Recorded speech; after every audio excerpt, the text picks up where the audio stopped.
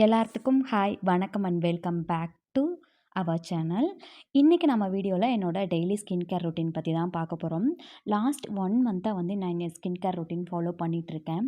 என்ன பிரைட்டன்ஸ் அதாவது cream use பண்ணினாலும் நாம் ஒரு ஸ்கின் கேர் ரொட்டீன் ஃபாலோ பண்ணல அப்படிங்கும்போது நமக்கு எந்த சேஞ்சுமே வந்து அங்கே நடக்காது.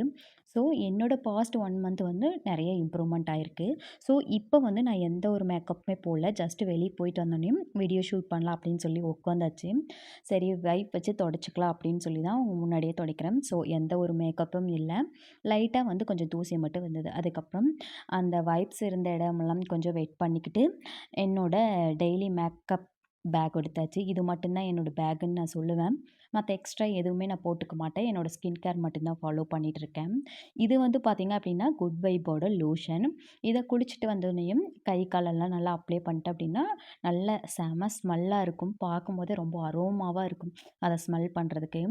ஃபஸ்ட்டு ஒன் வந்து ஸ்டெப் 1 அப்படிங்கிறது வந்து என்னோடதில் வந்து அண்டர் ஐகள் தான். ஏன்னா எனக்கு டார்க் சர்க்கிள்ஸ் கொஞ்சம் அதிகமாகவே இருக்குது இல்லைங்களா? ஸோ அதனால் நான் வந்து இது யூஸ் பண்ணிகிட்ருக்கேன். எனக்கே வந்து டிஃப்ரென்ஸ் நல்லாவே தெரியுது.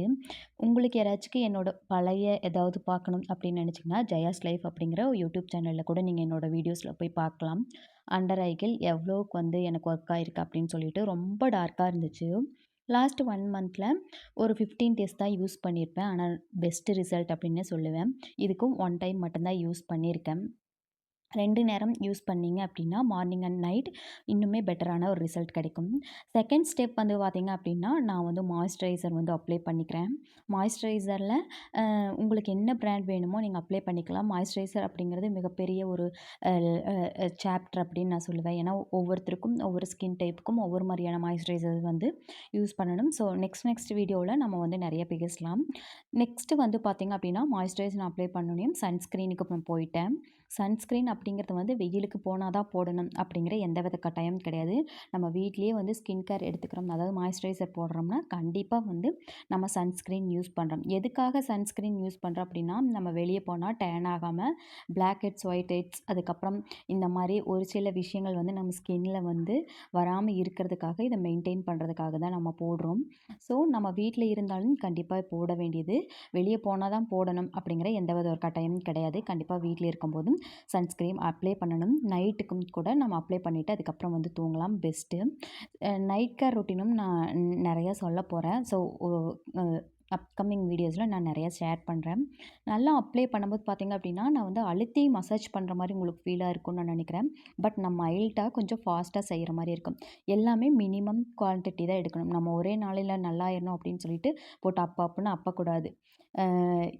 அள்ளி தான் இது பண்ணணுமே தவிர எடுத்து அப்புங்கள் அப்படிங்கிற மாதிரி ஒரு இது இருக்குங்களா, அந்த மாதிரி பண்ணக்கூடாது. அதுக்கப்புறம் வந்து நான் வந்து லிப் பாம் போட்டு என்னோடய லிப்பை வந்து இது பண்ணிக்கிறேன். ஏன்னா இந்த பனி டைம் அப்படிங்கிறதையும் தாண்டி நான் வந்து கொஞ்சம் தண்ணி கம்மியாக குடிக்கிறதுனால எனக்கு எப்போவுமே லிப் வந்து ட்ரையாக இருக்கும். ஸோ லிப் பாம் போட்டு முடிச்சாச்சு.